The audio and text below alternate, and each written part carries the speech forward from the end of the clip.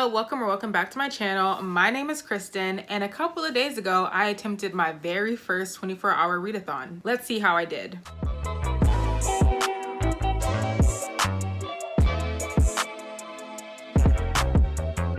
This past Monday, December 14th, myself, along with Molly, Mel, Jaleesa, and Christine, hosted a 24-hour readathon because we wanted to do a collaboration with each other, as well as encouraging some last-minute reading before the end of the year hits, a last motivation and push to complete our Goodreads goals or just other goals that we have for ourselves reading-wise in 2020. Before I talk about the books that I planned on reading and the books that I actually read throughout the readathon, make sure that you're subscribed to my channel down below and that the notification bell is turned on so that you're notified every time I upload a new video. My Twitter and my Goodreads are also linked down below if you want to follow me on those platforms. These are the 4 books that I had planned to read for the readathon. If y'all remember from my December TBR when I talked about these books specifically that I was going to read for the readathon. We have Dear Martin by Nick Stone, The Poedex by Elizabeth Acevedo, Cemetery Boys by Aiden Thomas, and the first book in the Pages & Co. series by Anna James. In Dear Martin, we are following Justice McAllister, who is at the top of his class and is set to attend an Ivy League for college after graduation. One day, he is placed in handcuffs by police officers over a situation that he didn't commit or that wasn't his fault. And so Justice is just sitting with that trauma after being arrested by the cops. Justice also faces scorn from his former peers and ridicule from his new classmates. And so Justice is just struggling for answers of any sort. And so he looks into the teachings of Dr. Martin Luther King Jr. and starts journaling to him, hence the name Dear Martin. The Poedex by Elizabeth Acevedo was the last book of her kind of 3 novels that I had yet to read. I have read With the Fire on High and Clap When You Land earlier this year, and so this was the only book that I was missing by Elizabeth Acevedo. In this, we are following Xiomara, who is feeling unheard and unable to hide in her Harlem neighborhood. Her mother is very religious and is forcing Xiomara to be religious too, even though she has lots of questions surrounding religion and just questions about life in general that her mom or her family is not allowing her to ask. And so through poems, Xiomara works through her thoughts and feelings. And one day she is invited to join her school's slam poetry club, but she knows that her mom will never allow her to join this type of club. And so she has to figure out a way to still please her mom and find the space and the time to reflect through her thoughts and get the questions that she has about life answered. In Cemetery Boys by Aiden Thomas, we are following Yadriel, who is an openly trans boy trying to prove to his family that he's a real boy and that he deserves to be part of the Brujo family. With the help of his best friend Maritza, Yadriel performs the Brujo ritual himself and sets out to find the ghost of his murdered cousin. But instead of summoning his cousin's ghost, he summons another ghost, Julian, the resident bad boy, and Julian is set to tie up some loose ends on his death. And so Yadriel agrees to help Julian so they can both get what they want. But the longer that Yadriel hangs out with Julian, the more that he does not want him to leave after this is all over and through. Lastly, we have Tilly and the Book Wanderers, which is the first book in the Pages & Co. series by Anna James. 11-year-old Tilly has lived above her grandparents' bookshop ever since her mother disappeared shortly after she was born. One day, Tilly realizes that some of her favorite classic children's story characters are wandering her grandparents' bookshop. They are crossing over from the page into real life. So with the help of Anne in Green Gables and Alice in Wonderland, Tilly sets on an adventure to solve the mystery of what happened to her mother all those years ago. So those are the 4 books that I planned on reading during this readathon. Let's roll the clips and see what books I actually completed during this 24 hours of reading. All right, y'all, so it's a little bit past 2 a.m.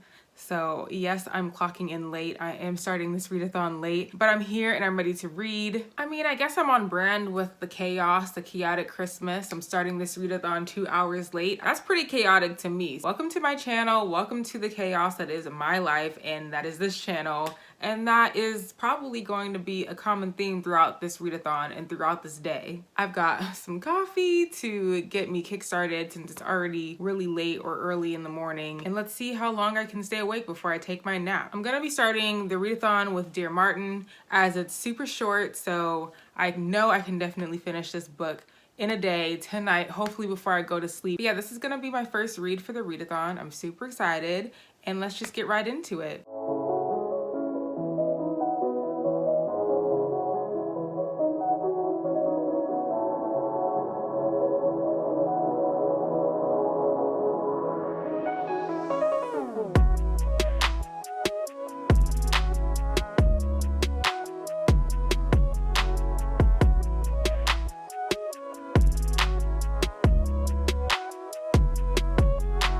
about 6:30 in the morning right now, and I have finished Dear Martin a few minutes ago. I'm just so tired now that I need to take at least an hour nap, maybe an hour and a half nap, because Christine's sprints are starting in about an hour and a half at 8 a.m. And I told her I would join her sprints, and you know, it's a 24-hour readathon. We're going strong. I'm doing better than I thought I would already. So I'm going to just take this quick nap and wake up and join sprints and start my next book. So hopefully I wake up in time for Christine's sprints. We'll see. Y'all, I'm awake, but barely. It's like 8:30 in the morning and I'm a bit late to Christine's reading sprints, but I'm about to hop on right now. I just made another cup of coffee.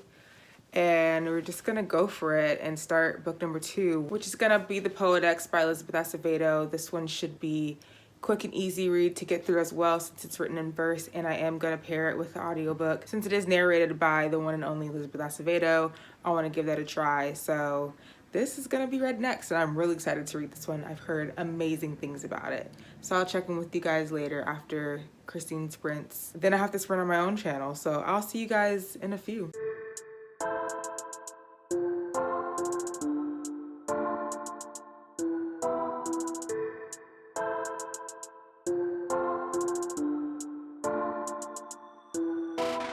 I feel like I haven't updated in a few hours. It is currently 3:30 p.m. I had to step out and attend my tutoring session. I am a tutor, so I had to go to work technically for a couple of hours. So unfortunately, I'm still reading The Poet X. Not unfortunately in terms of like I don't like the book, but unfortunately in terms of I'm still on book number 2 at 3:30 p.m. I am on page 178 of The Poet X. I guess I'm like halfway through or about halfway through with the book, and I have like an hour left of the audiobook, so I'm about to knock that out now, hopefully before we hop onto Mel's sprints. Her sprints start in like an hour, so if I start listening to the audiobook now, I feel like I can finish that before I hop onto Mel's live, and then I can move on to book number 3. I did stop and get some coffee on the way home from tutoring because I just feel myself slowly dwindling, and I could just feel the patience thinning. While I was at tutoring, I was like, ooh, Kristen, get it together because you don't want to snap. I got like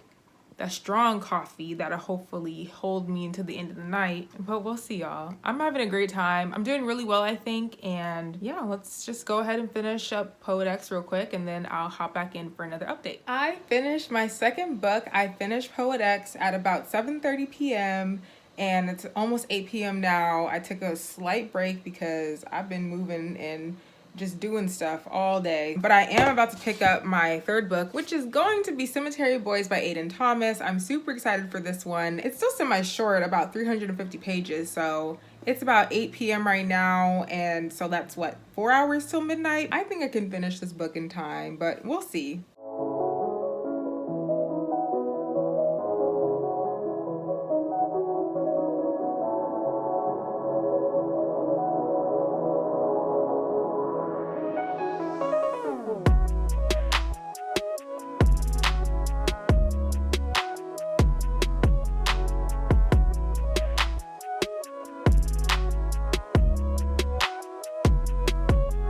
The way that it's 9:30 p.m. and I still haven't read a page of Cemetery Boys.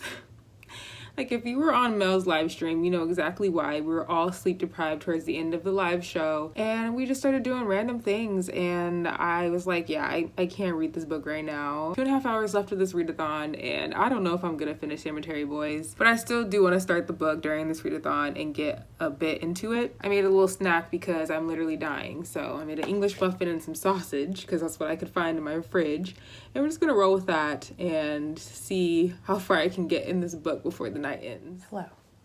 Hi. So it is a few minutes after midnight, and I think I'm calling it a night. I think I'm done because I just cannot read another word. I did start Cemetery Boys. I got to page 61. So I'm super, super proud of myself for this readathon. I read 2 whole books. I read Dear Martin, I read The Poet X, and then I read 61 pages of Cemetery Boys. So I'm gonna call this a successful night. And you know what? I just don't have any thoughts right now, like no thoughts, head empty right now. So I'm gonna knock out for a substantial amount of time, and I will come to you guys when, one, I look better, because I've been looking crusty all day. So I'll come back when I look better. to give you my final thoughts on all the books that I read during this readathon. It's been a couple of days since I finished the readathon, but here I am now to discuss my thoughts on Dear Martin and Poet X and the beginning of Cemetery Boys. I ended up giving Dear Martin a 3 out of 5 stars. I thought it was a powerful story about what it's like to be Black in America, but there wasn't anything in particular that really stood out to me to bump it up to a 4 or a 5 star. I think what happened was that I was super hyped for this book because a lot of people have read it and loved it, but I ended up being a bit underwhelmed with this one. Maybe I've just read enough books about being Black in America, and as a Black woman myself with Black men in my life and just Black people in general in my life who go through these things in real life. Maybe I'm over reading about this trope because especially this year in the Black Lives Matter movement, it's just been a constant reminder. So having to read it probably just wasn't the best idea for me. I would still recommend this book. It's just my preference and my headspace where I am right now. But I do think there are a lot of really important messages that Nick Stone brought up in this book. One of those being that no matter your socioeconomic status in this world, if you're Black, you're Black, and the police and other people, racist people, they're not going to care how much money you have.